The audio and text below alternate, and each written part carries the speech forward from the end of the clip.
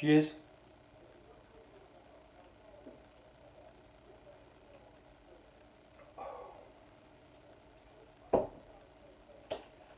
Just fancied a dark beer. Some of you may have seen recently on the last video that my Beer 52 box arrived. Lots of different beers in there. Looking forward to trying some of those, but I just thought I'd get into this. Now you see, that's what happens when you have your mum when you're 50, nearly 58, and you have your mum to wash your glasses for you. She wants to feel helpful, and so she likes to do the washing up. We've got a dishwasher, but she likes to do the washing up. The heads aren't staying on the glass, on the beer. So I think I'm going to have to take over that bit. Never mind. Anyway, that was a load of rabble about nothing.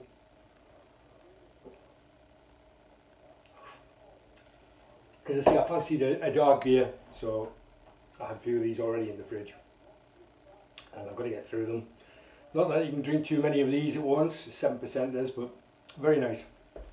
Anyway, it must be the time for parcels arriving, etc, etc. Well, no, it nearly is, but this came.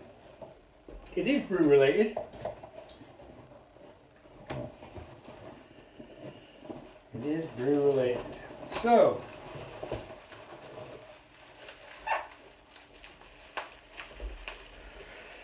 I wonder what it could be.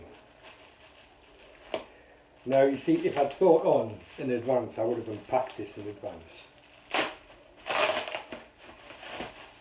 But that's about being, you know, planned and sorted.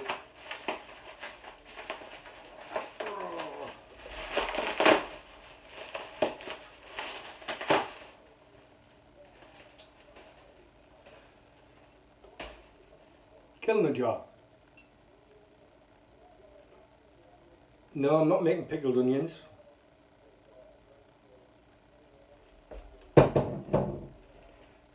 Can you tell what it is yet? No?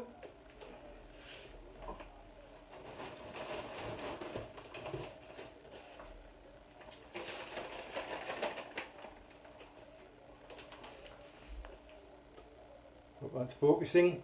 Organic, unrefined cane sugar.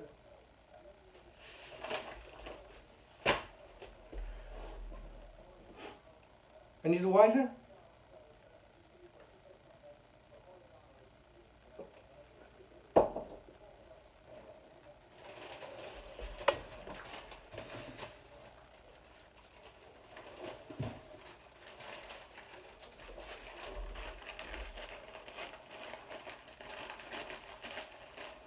Oh, some of you may have been able to read the bottom line on the other one. I don't know if you can.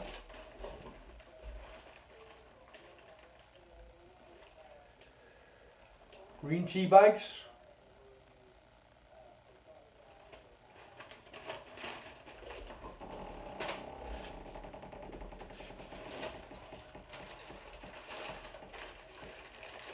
Finally, remember I said this is brew related.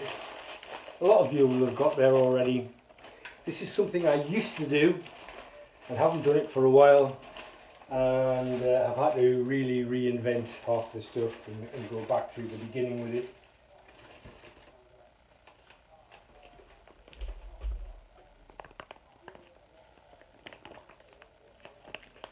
It's a SCOBY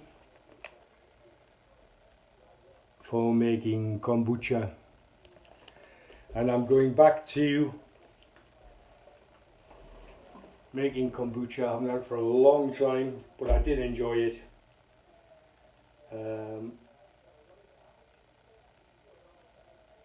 So I'm really looking forward to giving that a go and brewing up some kombucha. Just some plain one at first till I get the SCOBYs growing. Always a call it here the mother culture, till I get them growing well, and then I'll be able to split them eventually, and I'll do with all kinds of flavours with it as well. So I'm looking forward to doing that. If any of you have made kombucha before in the past and are still making it and are having success with it, then please drop me a line and let me know how you got on, the kinds of things you've done with it, the kinds of flavours you've used, and I'll be very interested to see how you're getting on. Okay, see you later, take care. So now we have 2 litres of boiling water. It's important that when you're making kombucha that nothing metal touches it. So this is a heat-proof jug. I use it in my brewing, and what we're going to do is put in our 6 tea bags in there, and I'm going to use a wooden spoon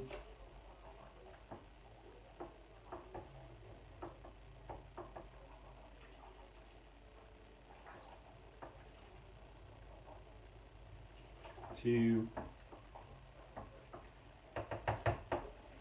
stir the tea round.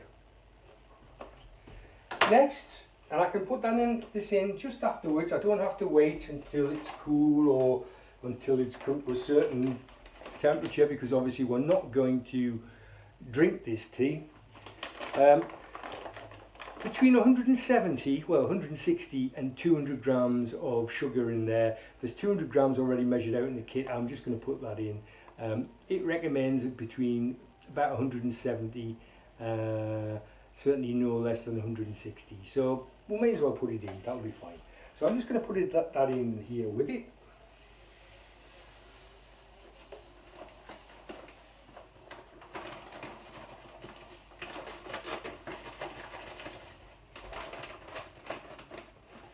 Let me just check. Oh, there's a little bit left in the bottom. Excuse my back getting in the way.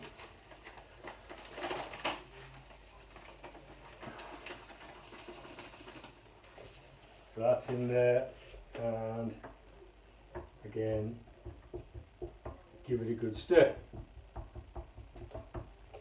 I hope you can see that and that I'm not masking it.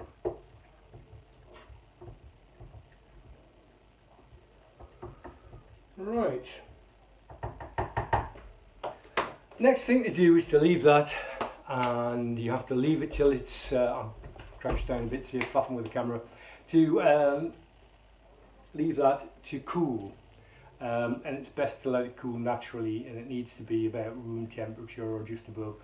It says just so that if you can put your little finger in and it feels, you know, just warm to cool, then that's fine. So what we will do is come back when that's cool, and we will be transferring it from the jug into the kiln jar, which is here, just off camera, which has been sterilised if you remember. And then once we get to there, we'll have a look at the SCOBY, and we'll put that in. So I'll see you when it's cool. Okay, so it's cooling down there now. It's certainly nowhere near as hot as it was. So we'll put the kiln jar in, and remember it had star san in here. So this stuff is absolutely super duper for sterilising.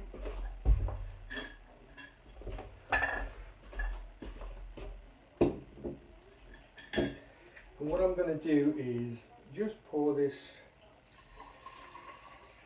into here for now.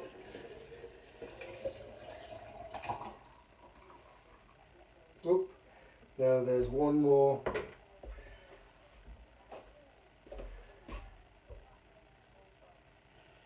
in there. I thought I'd got it out of the tea bags, but that's fine, certainly fine. Let's see.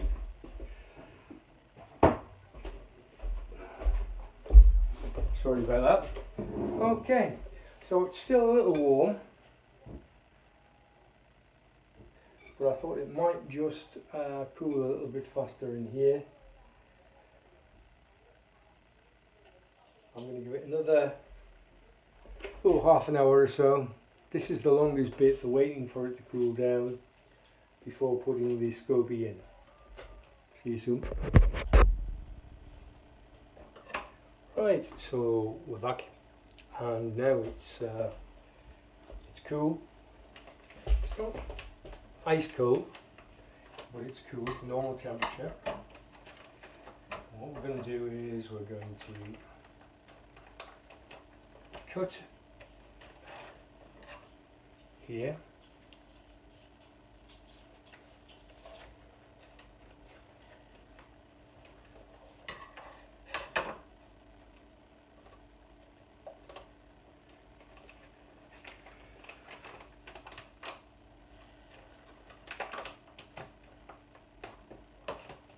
Okay, there's a little bag inside, keeping it all sealed.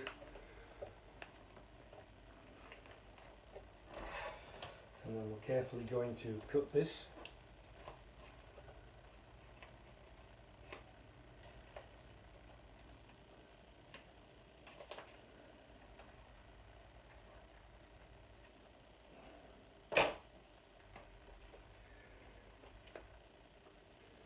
I don't know if you can actually see the SCOBY in there. I have to be very careful. The liquid is obviously just tea and things to keep it going on its way, and we'll just pop it in.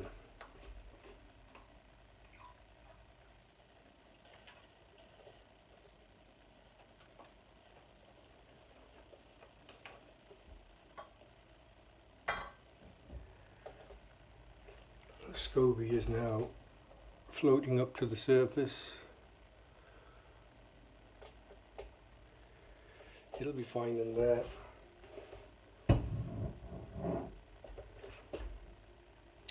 The next thing we do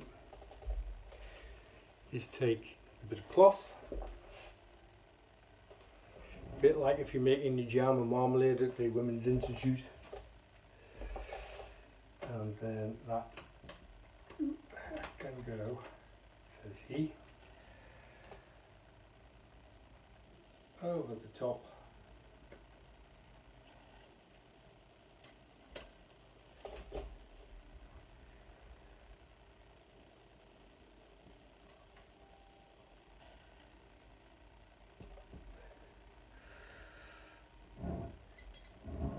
And keep that on there. We leave it for the next 7 to 10 days or so, and then it should be ready to be drinking and then setting on the next batch. So basically, if you can make a cup of tea, you can make kombucha. Thanks for watching. See you later.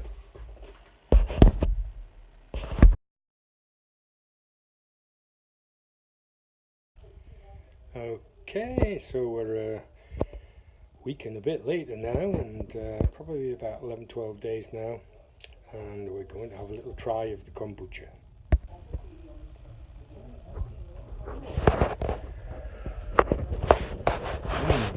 So a little mini SCOBY on the top.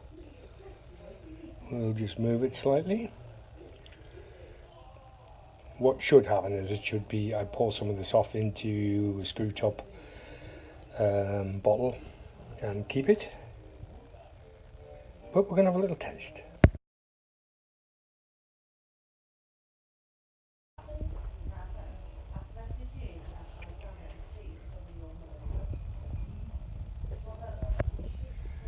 Okay, so we're going to give it a go. We've got the dark beer t-shirt on tonight, even though I'm not having dark beer. Can you guess what dark beer it's representing? Hello, I did get it from New Zealand. Anyway, here we go.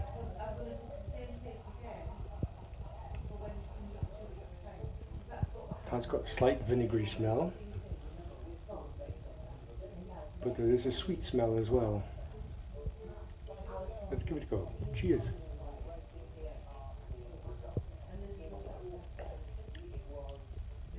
Oh, that's tasty. It's got a very faint effervescence to it. But yeah, happy with that. So we'll carry on and drink it over the next few days or so, and then we can put another lot on. Looking forward to it. Thanks for tuning in.